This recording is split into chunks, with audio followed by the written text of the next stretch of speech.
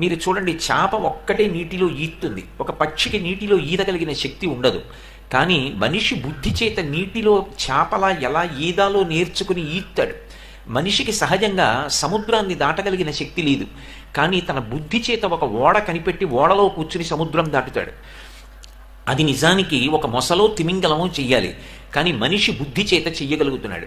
భగవంతుడు నిజానికి ఆకాశంలో ఎగరగలిగిన శక్తినిచ్చింది ఒక్క పక్షికి ఇచ్చాడు, కానీ మనుష్యుడు తనకున్న బుద్ధి చేత విమానాన్ని కనిపెట్టి ఆకాశంలో ప్రయాణం చేసి అత్యంత వేగంగా లక్ష్యాన్ని చేరుకుంటున్నాడు. నృత్యం చెయ్యగలిగినటువంటి శక్తి భగవంతుడు సహజంగా నెమలికి ఇచ్చాడు. అది కూడా వేసవికాలం వెళ్ళి మొట్టమొదట వర్షపు చినుకు పడగానే మగనెమలి సంతోషించి నర్తనం చేస్తుంది.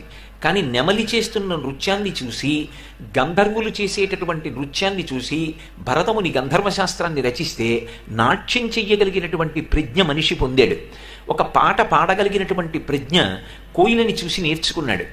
మనిషి మిగిలిన ప్రాణుల్లో ఉన్నటువంటి గొప్ప గొప్ప విశేషాలు ఏముంటాయో వాటిని తాను తెలుసుకుని అనుష్ఠించి నేర్చుకుని ప్రదర్శించగలిగిన శక్తి పొందాడు.